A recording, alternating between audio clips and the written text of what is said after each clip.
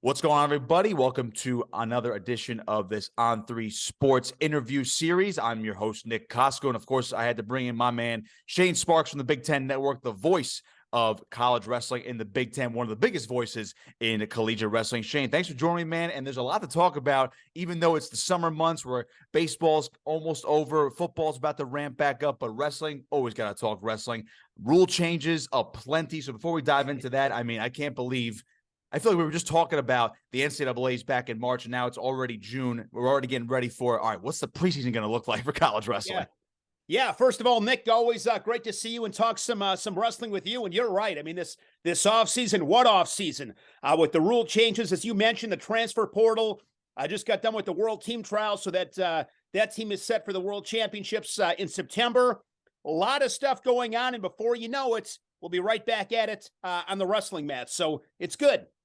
Absolutely. So the biggest rule changes we have to dive into, the ones that really stood out, well, of course, the one everyone's talking about is the three-point takedown. Now, there are proponents of this rule change, and there are naysayers to this rule change. Originally, takedowns 2 points, the classic 2 chance from the crowd. It's now a 3-point takedown. The NCAA Rule Committee cited we need more action on the feet. We want more scoring in wrestling. But I noticed how you're actually not a fan of a lot of these rule changes going into this next college wrestling season. So tell me why you are against the 3-point takedown, while some others might say, well, it's good for scoring. Yeah, first of all, you will see more scoring, you would think, because it's more points. I would say this, Nick. I have to do some more research on this. I'm going to dive into it a little bit more. But on the surface of it, I just didn't understand why it was necessary. When it came to the rule changes, and I'm kind of all over the map on this, but when it came to rule changes, we want to see more action. Okay. And I love good mat wrestling. I love the mat returns, the finishing periods on top, the gritty, tough wrestling. I love that. But don't get me wrong. I want to see action as well. I want to see guys in that top position scoring points. So, at least from my perspective, again, this is just me. I mean, it's just my opinion. But I thought of all the proposed rule changes, the one that was I'll use a basketball reference here, shame on me, a slam dunk was going to be, in order to get a riding time point, you had to turn your opponent and get near full points.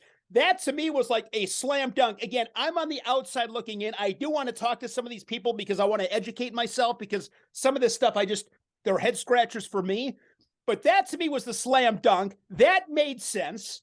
And that one didn't happen. And it just, again, from my perspective, it seemed like the people that wanted, in order to get more action, it was going to be on some of the adjustments made on the mat, right? Because one of the people didn't want to see the riding. And I'm getting all over the place here, but getting out from on bottom is tough. Getting out from on bottom is tough. Ask anybody that's wrestled the guys that win. They're good on the mat. It's tough to get out. So don't discount or dismiss how difficult it is to get a 1-point escape. All right? So I was surprised by with the rules that I thought the biggest tweaks maybe were going to be on the mat, and all of a sudden it's this 3-point takedown. And I don't think it's necessary. I don't necessarily think that equates to a lot more action. So that means now that guys can get a 3-point takedown, like they're all of a sudden going to be that much more active.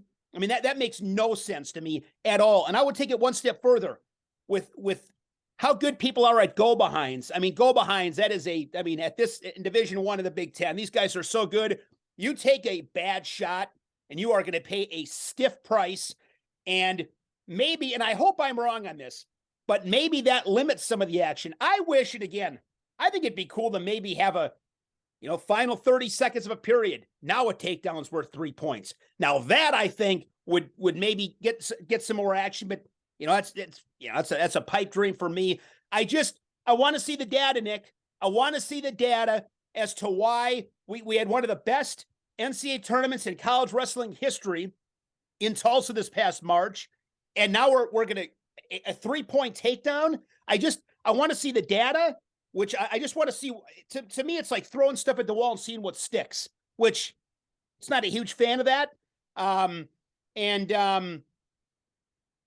Also kind of like the ratios of this, and I have to dig in deeper on this one, but it just makes sense to me that a 4-point, it's really hard to turn somebody. It's 4 points. It's Right. hard to take somebody down. That's 2. And an escape is 1 point. It just seems like the ratio is correct. Now, the one thing that drives me nuts on this, there is one debate on this that does get my blood boiling. Don't tell me that I take you down twice and then you get some escapes. Like I take you down, let you up, take you down, let you up. So it's 4-2 in the old rules. And now you pick bottom in the second period and you get an escape and it's 4-3. Oh, that's not right. That's all out of whack. Says who? Bottom wrestling is they're all important. Being on top is important. Being on the bottom and being able to get escape is important. Getting a takedown is important. You're still winning. You're winning 4-3. I mean, that argument to me that doesn't make any sense. Right. And you bring up an interesting point too, is as a guy who got taken down a lot in high school wrestling, hey, I got my points by escaping and I kept myself in the match. But obviously in college, there is riding time. And it's interesting you brought up the riding time argument, which was the one rule that was not approved, which is where you need to get a turn in order to get to get your 1 point with a minute of riding time or more. But it's interesting, they kind of did 2 other rule changes that maybe supplemented or at least said, well, we did these 2, so we don't have to do that one, which is they added now a 3-point near fall, so you can get 2, 3, or 4. It's interesting. So it might open up the top wrestling game, but also you're still not incentivizing anybody to get these turns. And they also modified the takedowns to the point where there's no more hand touch takedowns. So that and rule, that one I like. Yeah. And that one I like. Yes. A lot of these, Nick, I do. It's not like I'm anti that, like, oh, I'm just going to be old man, get off my lawn, and this is horrible. I'm not going to do that. I do like the hand touch or not having that as a takedown anymore. The one thing this is something the 2 near fall, the 3 near fall, and the 4 near fall. I hope I'm wrong on this stuff, Nick. I don't want to be right. Okay. Can you imagine like 1, 2, 3? Was it 3? Are we challenging? Like, I just look at that again. I used the word unnecessary. I don't think you had to do that. And I think it's going to add confusion. I think it's more rules it's more intricacies within the rule set that maybe looking to bring people in, they'll be like, and not that that's overly complicated to grasp, but I just didn't think it was necessary. It was necessary. I hope we don't get a ton of challenges, more confusion, 2 and 4 point near falls.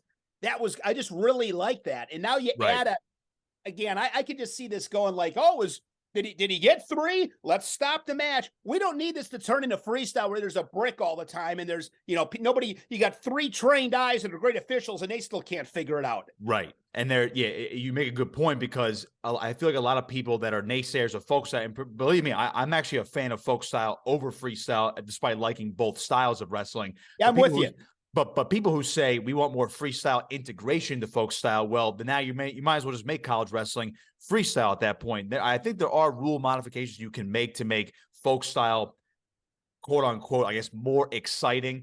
But I think that only comes down to what you do on the mat, the stuff on the feet, the neutral. I don't think you had to integrate a 3-point takedown. And plus reversals, by the way, are still just 2 points. So where does that come into a factor as well? And you mentioned the go behinds, one bad shot. This could turn around and all of a sudden you're giving up 3 points, and that's where guys might be more hesitant to shoot in neutral. So we'll see how it goes in terms from that perspective as well. But I like some of these rules. I'm indifferent about a lot of them. The hand touch one where they get rid of the hand touch takedown, I am a big fan of that. I feel like you need full control for a takedown. The near fall points, I feel like it could open up more opportunities to get more creative on top. But again, without that incentive, Shane, I feel like you're not going to see more turns right off the bat. Maybe it'll start we'll get more of them as the season wears on, but I feel like right away, we're not going to see a full grasp of these rule changes yet, maybe until like a year or 2 into them. And I was really surprised the one with the not having to turn a guy to get near. Right. I mean, I thought that was like a done deal. Bet the mortgage on that one, right? And I hope, Nick, see, I'm reasonable. I'm open. Like, I hope these rules are great. I love wrestling. I hope they add a ton of action. I hope I'm a guy here. We're doing this in another year going, man, I didn't think the 3-point takedown was going to be that fantastic. But I think it was unnecessary. And I think the ratios are I just think they're out of sorts a little bit. I mean, ask anybody that's been on the bottom of some of these really good guys on top, and there are a lot of them. a lot of guys really, I mean, that was kind of how some of this stuff started too. Like, man, this mat wrestling, guys just riding a ride. Well, it's hard to get out. You know, to get out is hard. And if you want to punt on a position, and that's what some of these people say, like, I take him down twice and I let him go twice, and then he escapes and it's 4-3 early second period. That's your fault. Yes. That's your fault. That I agree with. Yeah. Who are you to determine like what position should have the most importance? Have it. I'm just looking for, I love all three positions. I love them all. I just don't want there to be like a certain, like a 3-point takedown. It just seems like it's like, that doesn't quite fit. No, this doesn't quite fit based on turning guys, escaping, reversals, 2-point takedown.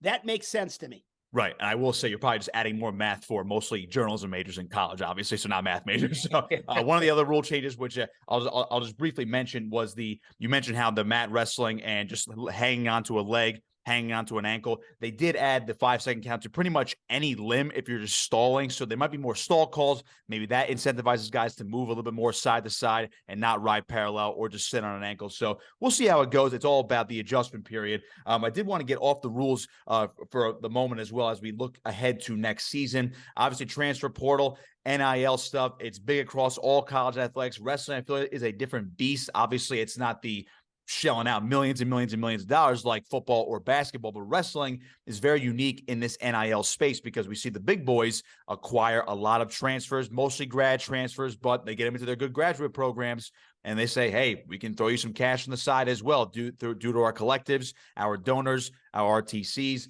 stuff like that. So what is your basic take on what you've seen in the transfer portal, especially this year where I feel like it's been crazier than ever in wrestling? The toothpaste is out of the tube. I mean, I'm all for, everybody being able to take advantage of their talents and their name, image, likeness, and those opportunities. But I have a hard time believing this is good for college wrestling. I mean, and I love the Big Ten. I bleed the Big Ten. Let's be honest. The Big Ten is going to be the conference that, they're the ones that are going to benefit from this the most. Mm-hmm. But I just, I think there's got to be some kind of rules, parameters, boundaries in place. And I'm not involved in all this stuff, Nick. I don't want to sit here and try to pretend I'm an expert on it because I'm not. But it just seems to me that it's a little bit out of control. I mean, I just don't know how anybody could look at this and be like, this is really good for the sport. Like this is good for wrestling. Like I don't see that happening. I mean, look at Matt Storniolo. I love Sean Matt. I like Matt Storniolo. I like these guys a lot. Like I root for all of them. Okay. And Sean at Michigan, him and everybody else, like your job is to get better. These are the rules. It's your job to get better. And now you have it where, you had Aaron Nagao go to Penn State.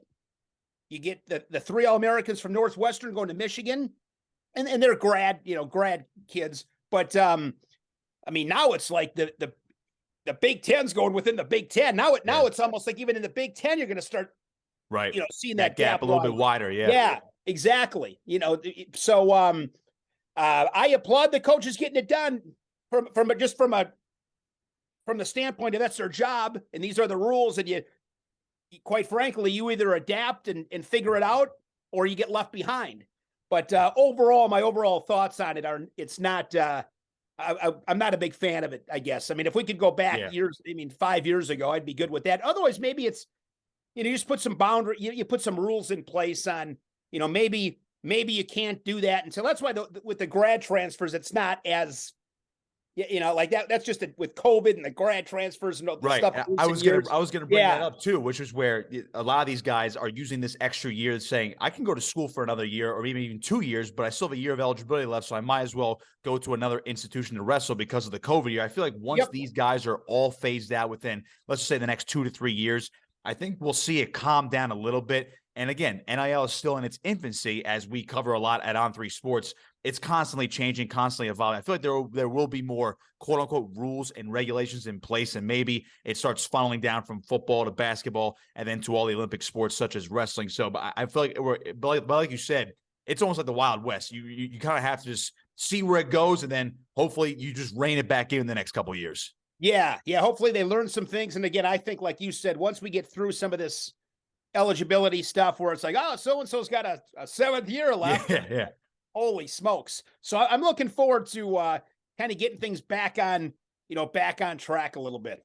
Absolutely. So some of the actual wrestling news that's been happening, especially recently, Gable Steveson told Flow Wrestling he intends to wrestle next year. Found it very interesting. He did not specifically say Minnesota. There are rumors out there that he could not go to Minnesota. We don't know. I'm just putting speculation out there. It's pure speculation. I would think Steveson comes back and wrestles for Minnesota for one more year. If he does come back, he's obviously back on the world team for Team USA, former Olympic champion. He's going for it in 2024 next year in Paris for another gold medal. Nobody really thought he was going to come back to wrestling, but he's going to be splitting the WWE and this as well. I need your first reaction saying, you know what, college wrestling, heavyweights, look out. Here comes Gable Steveson back.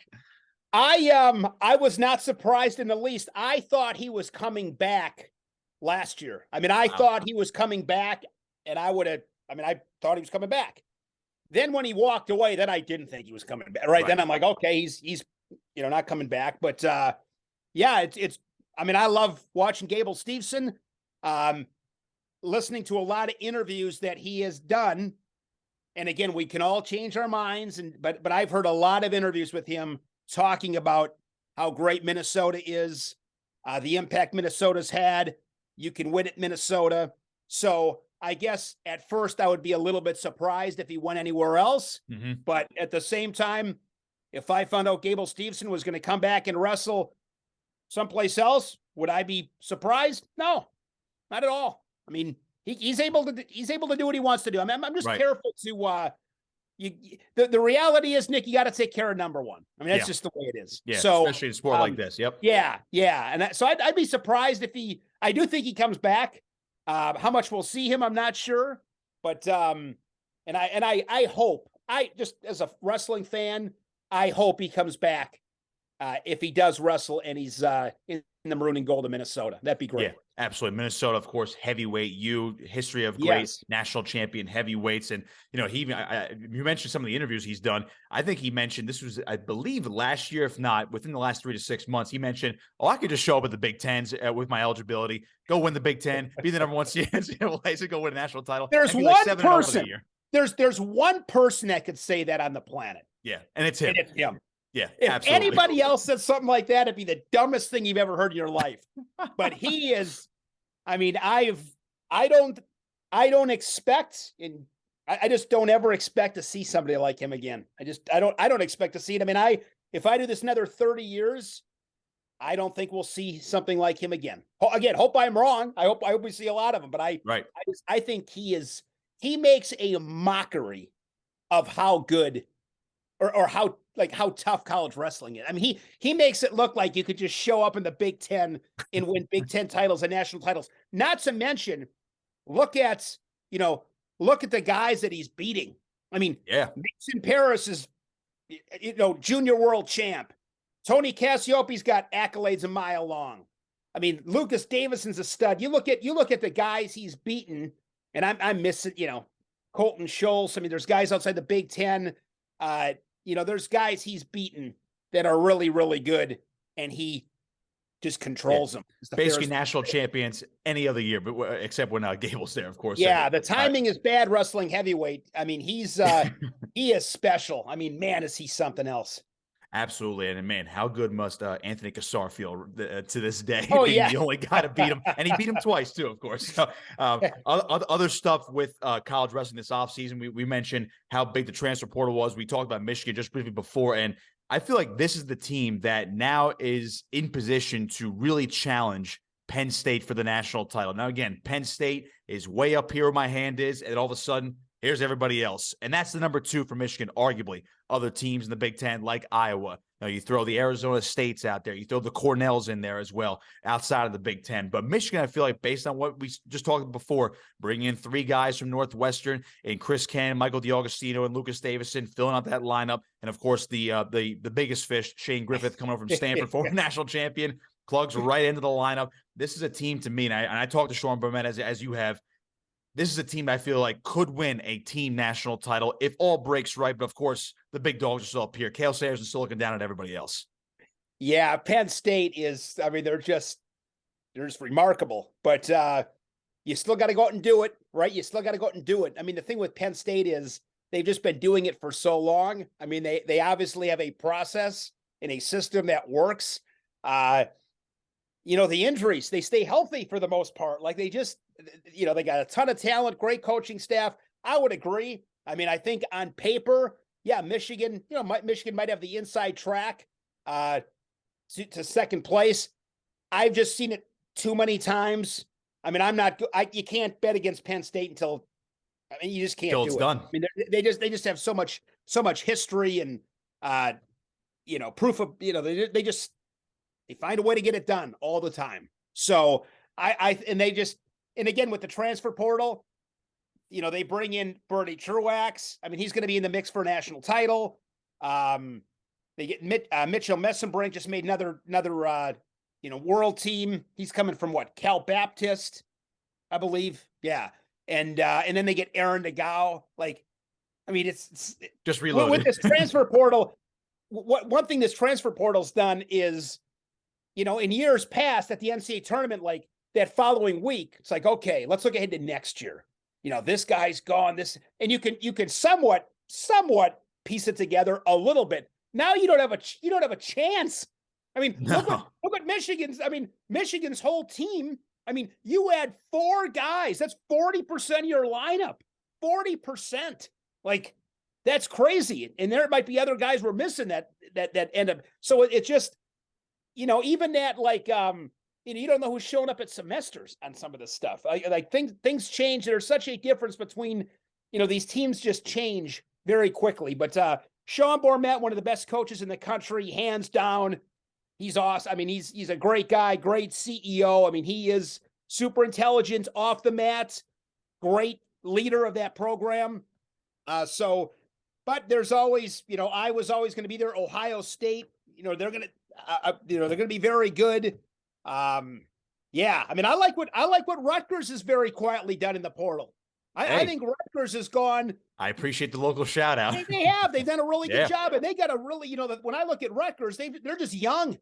They're young, and you bring in, Jacob Butler, Mitch Moore, and I got to talk to Slavakovsky. You find out exactly how to say his name, but you bring the big guy in at heavyweights. These guys are pretty darn good. Then you got, and I don't know, I haven't talked to Scott to see exactly what the plan is on some of these guys, but you got Poznansky, Poznansky and Soldano and those upper weights. Those guys are good. I've always been a big Oliveri fan. I like him. I mean, I think when it's all said and done, I think he can do some damage. Those, Shawver and Peterson, you got some depth at 25. Heileman did a nice job last year as a transfer guy from North Carolina. So they're doing some good things too. I think Rutgers has gone, I think Rutgers has put themselves in position to be in that conversation to be, hey, can we get top half of the Big Ten? And that's saying something. So I think they were 11th last year. You get in the top 7 at the Big Ten tournament. That's hard to do. It's like, yeah, you're 7th at the Big Tens and you're, 12th in the country, right? I mean, it's one of those deals. It's unbelievable. And just having talking to Coach Goodale for almost a decade now at this point. I mean, he's always mentioned we need to get to those Big 4 or Big 5, which is the Ohio States, the Michigans, the Penn States, the Iowas, the Minnesotas. Yep. We get into that upper echelon, then you're one of the most dangerous teams in the country. So Rutgers is going to be here. Or be pleased to hear that nice little shout out as well with the job they've done in the transfer portal. Shane Sparks from Big Ten Network, the voice of college wrestling on the network, with me on On3 Sports. Shane, just one more for you before I let you go. Because again, it is the off season, but again, we can always talk wrestling. We can't already wait. Everyone's at the beach right now. I can't wait to go to the beach, but there's a Matt calling my name. And you're in Jersey, Nick. So I'm assuming you got the laundry, the tanning, and the gym all done. I mean, absolutely, yeah. Get that all done, and then we go train a little bit. So that's what we do, baby. So just looking ahead now to the season, what is your broad take now? How do you see this Big Ten and this college wrestling season unfolding with all the changes we just talked about, the rule changes? How do you sum up in maybe like a sentence or less what you expect from this new era of college wrestling we're about to see? Yeah, I'm really intrigued on how this stuff is going to play out. I mean, it is, I said before, like some of this transfer portal stuff, probably not good for college wrestling overall. And I still stand by that, but at the same time, it does add some excitement. I mean, calling Big Ten wrestling. I'm excited to call Shane Griffith on a Friday night. I'm excited to call Bernie Truex on a Sunday afternoon. Like, that stuff excites me. I love the Big Ten. Aaron Nagao at Penn State. I'm curious to see how he does there. So, I mean, there are a lot of storylines to follow. There are plenty of things to be paying attention to. Of course, the new rule set, looking, I don't know if I'd say looking forward. So I'm just curious, intrigued to see how this stuff plays out. So, yeah, I think heading into this year, there's just a lot to be, a lot of things that we'll see, right? I mean, we'll see how this stuff goes. And because I love wrestling, I hope it goes really well. And I hope on some of these rule things, and again, it's not like don't like any of them. A couple of them just made me scratch my head. And I would give you this, Nick. It reminds me of like presidential election. Okay. I'm one of these guys. If I vote for somebody and they lose, I'm on the other guy's team. Like, I root for them. Like, in a perfect world for me, I vote for somebody at the presidential election and they lose. I hope the other guy who I didn't vote for does such a great job for our country that it's a no-brainer that I vote for him in 4 years. That's how I think. Like, right. I don't like, absolutely. Like, I'm not hoping. I don't like the 3-point takedown, but I can promise you, I do not want to be the guy that says, told you so. I told you this was, that's not me. I hope I say, you know what? I didn't like it. I didn't understand the reasoning. I just thought it was unnecessary. But man, now that it played out, it was great. It surprised me a little bit. Maybe I was wrong. I mean, I love being wrong. I love it when somebody can steer me to their side. And that's kind of the way that I look at it. So I hope it's great. I hope it's great. Absolutely. If anything, it's piqued the interest and curiosity about the sport a little bit more going into next fall and winter. And of course, leading into next March, about the 3 days in March. Shane Sparks, Big Ten Network, joining me here on On3 Sports. Shane, appreciate the time, my man. Can't wait to talk to you throughout the summer and gearing up for another football and then eventually wrestling season as we come here in 2023 and 2024. Always great to catch up with you, Nick. Keep up the great work with Rutgers Wrestling and the stuff you're doing in New Jersey. They're lucky to have you. Appreciate it, Shane. Thanks, man.